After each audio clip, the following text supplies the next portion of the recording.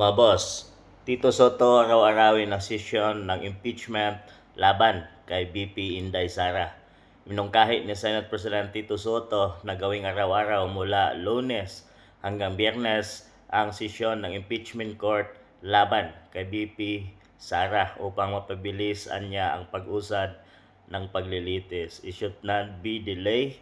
It need to be done as soon as possible, the fastest way possible. Wow!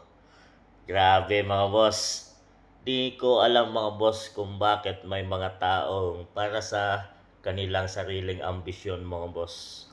Ang katotohanan dyan mga boss no, ay nagmamadali si Tito Soto kahit na ito ay hindi pa nga na-aksyonan talaga ng Congress mga boss no, ay madaling-madali na siya at atat na makarating ito sa Senado mga boss. Alam mo mga boss, ang pinaka malapit at totoong dahilan dyan ay makikinabang si Tito Soto pag si BP Inday ay ma-impeach mga boss.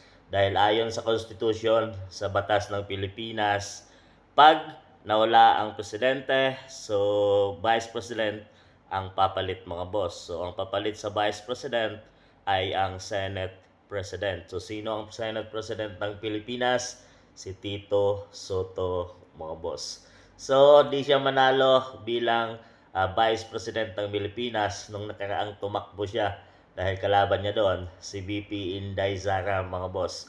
So hindi siya nanalo sa nakaraang eleksyon. So ang pangarap niya na maging Vice President ng Pilipinas ay sa pamamagitan ng pag-impeach kay BP Sara. Kaya mamadaliin niya mga boss. Dahil yon ang katuparan ng matagal niya ng pangarap. Grabe ka, Tito Soto. Ang taba ng utak mo or napangakuan siya ni PBBM mga boss.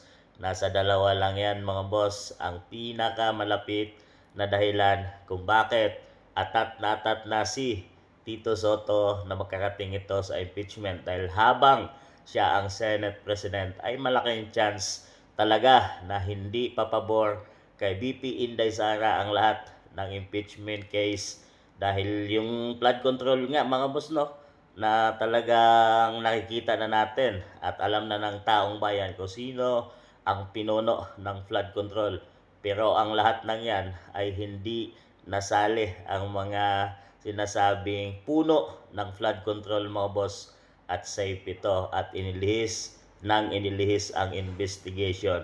So ganito na karami ang politika sa ating bansang Pilipinas ngayon mga boss.